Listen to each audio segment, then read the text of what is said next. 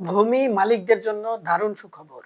জমি সংক্রান্ত মামলার সমাধান দিতে হবে ৩ মাসের মধ্যেই এবং এ বিষয়ে একটি নতুন বিধি প্রকাশ করা হয়েছে। এতে করে ভূমি মালিকরা তাদের বেদখল হয়ে থাকা জমি খুব সহজেই উদ্ধার করতে পারছেন এবং অনেক ক্ষেত্রে বিশেষ কিছু নির্দেশনা মতে আদালতে মামলা করার প্রয়োজন নেই। সুপ্রিয় ভিউয়ার্স, এই সুখবরটি কিভাবে বাস্তবায়ন হবে এবং এক্ষেত্রে ভূমি মালিকদের করণীয় কি, আজকের এই ভিডিওটিতে এই সংক্রান্ত বিষয়টি নিয়ে বিস্তারিত আলোচনা করব। ভিডিওর বিষয়বস্তু বুঝতে গেলে ভিডিওটি মনোযোগ সহকারে দেখতে হবে। আর দেখার পর যদি ভালো লাগে, আরও কোনো ভিডিও দেখার আগ্রহ জন্মায়, তাহলে আমাদের চ্যানেলটি সাবস্ক্রাইব করে রাখতে পারেন। আর পরবর্তীতে নতুন কোনো ভিডিওর নোটিফিকেশন পেতে সাবস্ক্রাইব বাটনের পাশের বেল আইকনটি চেপে দিয়ে রাখবেন।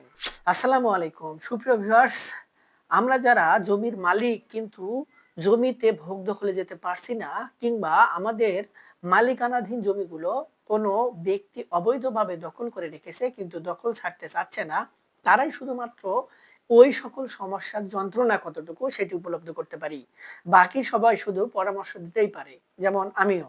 কিন্তু এই পরামর্শের ভিতরে যেটি গুরুত্বপূর্ণ এবং যেটি কার্যকরী, সেই পদক্ষেপটি বেছে নেওয়া ভূমি মালিকদের জন্য অত্যন্ত কঠিন। অনেক ক্ষেত্রে অনেকের পরামর্শে ভূমি মালিকরা উল্টাপাল্টা মামলা করে পরবর্তীতে সেই মামলার ঘানি টানতে টানতে নিজের জীবন পার করে দেয়। ১ যুগ ২ যুগ পার হলেও সেই সকল সমস্যার সমাধান হয় না।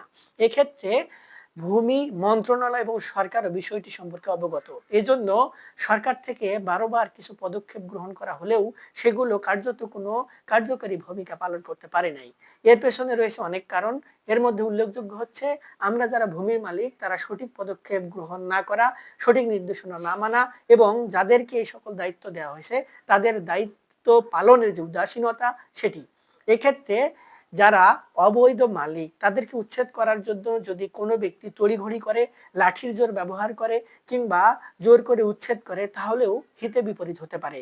এজন্য সুনির্দিষ্ট প্রতিকার আইন এবং নতুন ভূমি অপরাধ প্রতিরোধ এবং প্রতিকার আইনে ৭ এবং ৮ ধারায় বলা হয়েছে যে যদি কোনো অবৈধ দখলদারকেও হুট করে ক্ষমতা প্রয়োগ করে উচ্ছেদ করা হয় এবং রাষ্ট্রীয় আদালতের কিংবা নির্দেশিত ইনস্টিটিউট বা কর্তৃপক্ষের নির্দেশনা না থাকে, তাহলে আসল মালিক যে জমি থেকে অবৈধ দখলদারদেরকে উচ্ছেদ করলেন, এজন্য আসল ভূমি মালিককেও শাস্তির আওতায় আসতে হবে।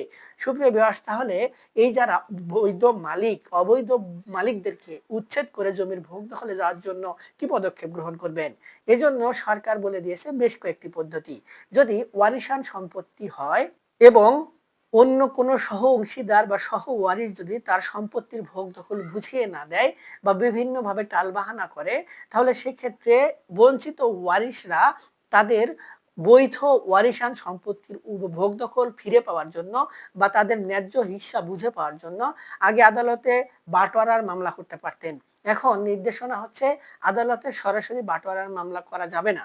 এক্ষেত্রে ভূমি মালিকদেরকে জেলা লিগেল এইড অফিসারের কার্যালয়ে অভিযোগ জানাতে হবে বাধ্যতামূলকভাবে। এখানে সর্বপ্রথম অভিযোগ জানিয়ে তারপরে সেটির সমাধান নিতে হবে এবং যদি সেখানে সমাধান না হয়, পরবর্তীতে তারা আদালতের দ্বারস্থ হতে পারবে।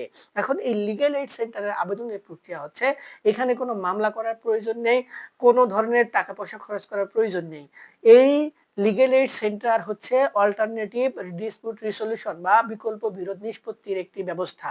এখানে ওয়ারিশান সম্পত্তি নিয়ে যদি কোনো বঞ্চিত ওয়ারিশ অভিযোগ জানায়, তাহলে তার অভিযোগের ভিত্তিতে একটি টিম বা একটি কমিটি গঠন করা হবে। সেই কমিটি তার অভিযোগ বা আবেদনের পরিপ্রেক্ষিতে ৭ দিনের মধ্যে একটি ট্রাইব্যুনাল গঠন করার ব্যবস্থা গ্রহণ করবেন বা একটি সালিশ গ্রহণ করার ব্যবস্থা গ্রহণ করবেন এবং এই সালিশি কার্যক্রম যদি প্রযোজ্য ক্ষেত্রে স্থানীয়ভাবে গিয়ে মীমাংসা করার প্রয়োজন মনে করে, তাহলে তারা একটি টিম নিয়ে গিয়ে স্থানীয়ভাবে সকল পক্ষকে নিয়ে বসে সেই বিষয়টির সমাধান দেওয়ার ব্যবস্থা গ্রহণ করবেন। কিংবা তারা যদি মনে করে এই স্থানীয়ভাবে সালিশ করা সম্ভব না, গ্যাঞ্জাম হতে পারে, সেজন্য তারা তাদের লিগ্যাল এইড অফিসারের কার্যালয়ে একটি সালিশির ব্যবস্থা গ্রহণ করবেন এবং সেখানে বিষয়টি সমাধান দেওয়ার ব্যবস্থা গ্রহণ করবেন এবং এই প্রক্রিয়াটি সরাসরি সম্পন্ন হবে জেলা লিগ্যাল এইড অফিসারের মাধ্যমে এবং এটির কার্যমেয়াদ থাকবে ৩ মাস, অর্থাৎ ৩ মাসের মধ্যেই বিষয়গুলো সমাধান হয়ে যাবে। সুপ্রিয় ভিউয়ার্স, এতে আবেদন করা লাগবে, মামলা করার প্রয়োজন নেই, কাউকে টাকা দেওয়ারও প্রয়োজন নেই। প্রযোজ্য ক্ষেত্রে যদি আপনারা মনে করেন যে জমি জমা বিষয় নিয়ে একজন আইনজীবী নিয়োগ করবেন, সেক্ষেত্রে আইনজীবীর সঙ্গে ব্যক্তিগতভাবে যোগাযোগ করে তার ফিস পরিশোধের মাধ্যমে তাকে সঙ্গে নিয়ে আপনারা সেই মিটিংয়ে কিংবা সেই সালিশে আপনার পক্ষ হয়ে তাকে উপস্থাপন করার জন্য নির্দেশনা দিতে পারবেন বা অনুমতি দিতে পারবেন। সেক্ষেত্রে তারা সেই বিষয়গুলো সমাধান করে দিবে আইনগত প্রক্রিয়ার মাধ্যমে। সুপ্রিয় ভিউয়ার্স, এটি হচ্ছে একটি সহজ উপায় এবং এটি আদালতের দ্বারা নির্ধারিত এবং এখানে লিগ্যাল এইড সেন্টারকে বিশেষ কিছু ক্ষমতাও প্রদান করা হয়েছে। অর্থাৎ বিচারের রায় হয়ে গেল, কিন্তু রায়টি বাস্তবায়ন করবে কে? এক্ষেত্রে আইন প্রয়োগকারী সংস্থা আদালতের নির্দেশনা মানতে পারতেন। এক্ষেত্রে এই লিগ্যাল এইড সেন্টারও আইন শৃঙ্খলা রক্ষাকারী বাহিনীর সহযোগিতা নিতে পারবেন কিংবা তাদেরকে নির্দেশনা দিতে পারবেন এই যে লিগ্যাল এইড সেন্টারের যে রায় বা নির্দেশনা সেটি বাস্তবায়নের জন্য। এতে করে ভূমি মালিকরা অতিরিক্ত অর্থ খরচ কিংবা হয়রানি ছাড়াই তাদের ভূমি ও বেদখল যেগুলো হয়ে রয়েছে সেগুলো উদ্ধার করতে পারবেন। এবং আরেকটি হচ্ছে, যারা ওয়ারিশান সম্পত্তির মালিক না বা ওয়ারিশান সম্পত্তি বেদখল হয় নাই, পূর্বপুরুষের সম্পত্তি বা বাবার বা দাদার সম্পত্তি পাওয়ার কথা ছিল, সেই সকল সম্পত্তি থেকে উচ্ছেদ হয়েছেন বা ওয়ারিশান সম্পত্তি বাদে ওই উত্তরাধিকারী সম্পত্তি কিন্তু সেগুলো সরাসরি ওয়ারিশান সম্পত্তি না, কিন্তু পূর্বপুরুষের, সেগুলো বেদখল হয়ে রয়েছে, বেহাত হয়ে রয়েছে, যারা ভোগ দখলে রয়েছে তারা বৈধ মালিক।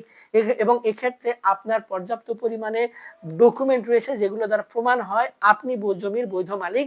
সেক্ষেত্রে একজন অভিজ্ঞ আইনজীবীর সঙ্গে পরামর্শ করে আপনার ডকুমেন্টগুলো যাচাই বাছাই করে আপনার দলিল ঠিক রয়েছে কিনা, আপনার পূর্বপুরুষের খতিয়ান ঠিক রয়েছে কিনা এবং আপনি যে ওয়ারিশ সেই ওয়ারিশান সূত্রে সম্পত্তি পাবেন, পূর্বপুরুষের সম্পত্তি, সেগুলোর প্রয়োজনীয় প্রমাণাদি উপস্থাপন বা সংরক্ষণ করে পরবর্তীতে জেলা প্রশাসকের কার্যালয়ে বা ডিসি অফিসে আপনি অবৈধ দখল উচ্ছেদের জন্য আবেদন করতে পারবেন। এক্ষেত্রে নির্দেশনা হচ্ছে ভূমি অপরাধ প্রতিরোধ এবং প্রতিকার আইন এবং এর নির্দেশনাগুলো হচ্ছে সুস্পষ্টভাবে বলে দেওয়া রয়েছে এবং আবেদন কোন প্রক্রিয়ায় করবেন সেই বিষয়েও একটি ফর্মের দেওয়া রয়েছে। ভূমি অপরাধ প্রতিরোধ এবং প্রতিকারের যে বিধিমালা, এই বিধিমালার পরিশিষ্ট 5-এ সেখানে ওই আবেদন ফর্মে উল্লেখিত তথ্যাদি পূরণপূর্বক আপনি লিগ্যাল এইড সেন্টার এবং এই যে ডিসি অফিস রয়েছে সেই ডিসি অফিসে আবেদন করলে সেখান থেকে আপনার ওই আবেদনের ভিত্তিতে একজন নির্বাহী ম্যাজিস্ট্রেট নিয়োগ করা হবে। সেই ম্যাজিস্ট্রেট পরবর্তীতে আপনার অভিযোগটি আমলে নিয়ে 3 মাসের মধ্যে একটি তদন্ত করে সেই তদন্তের ভিত্তিতে আপনার জমির ভোগ দখল বুঝিয়ে দেওয়া প্রয়োজন কিনা কিংবা দিলে কোন প্রক্রিয়া দেওয়া প্রয়োজন, আপনার ডকুমেন্টগুলো সঠিক কিনা এবং যে পক্ষ আপনার বিবাদী যারা সম্পত্তি ভোগ দখলে রেখেছে তাদের ডকুমেন্টগুলো যাচাই বাছাই করে তারা একটি রিপোর্ট প্রদান করবেন ডিসি অফিসে। পরবর্তীতে সেখান থেকে একটি নির্দেশনা প্রদান করা হবে, সেই নির্দেশনা মোতাবেক আপনারা আপনাদের বেদখল সম্পত্তি উদ্ধার করতে পারবেন। এক্ষেত্রে মামলা করার আর প্রয়োজনীয়তা লাগবে না, অর্থাৎ আপনার মামলা করতে যে খরচ হতো, যে প্রসিডিওর ফলো করতে হতো সেটি আর করার প্রয়োজন হবে না। তবে এক্ষেত্রে পূর্বের ন্যায় আপনার একজন আইনজীবী নিয়োগের মাধ্যমে যে কোনো পদক্ষেপ বা বাকি আপনার পদক্ষেপ যেগুলো আপনি তাকে প্রতিনিধি নিয়োগের মাধ্যমে সমাধান করে নিতে পারবেন যেন কোনো ভুল ত্রুটি না হয়। সুপ্রিয় ভিউয়ার্স, 3 মাসের মধ্যে যদি লিগ্যাল এইড সেন্টার কিংবা এই ডিসি অফিস থেকে কোনো সমাধান দেওয়া না হয়, পরবর্তীতে আপনারা আদালতের দ্বারস্থ হতে পারবেন। এক্ষেত্রে আপনি একটু আইনি দিক থেকে বেনিফিট পাবেন, কেননা আপনি আগে আদালত কিংবা রাষ্ট্রের নির্দেশনাগুলো মেনে আপনার সম্পত্তি উদ্ধারের চেষ্টা করেছিলেন। এক্ষেত্রে আপনার একটি বেনিফিট থাকবে। সুপ্রিয় ভিউয়ার্স, এই যে দুটি পদ্ধতি, এই দুটি পদ্ধতি এখন কিন্তু নির্ধারিত এবং এই দুটি পদ্ধতির মাধ্যমে দেশের বিভিন্ন জায়গায় জমিজমা সংক্রান্ত বিষয়ের সমাধান দেয়া হচ্ছে কিংবা অভিযোগগুলো নেওয়া হচ্ছে এবং এতে করে ভূমি মালিকরা অতিরিক্ত অর্থ, অতিরিক্ত সময় এবং হয়রানি ছাড়াই তাদের সম্পত্তিগুলোর ভোগ দখল বুঝে পাচ্ছে।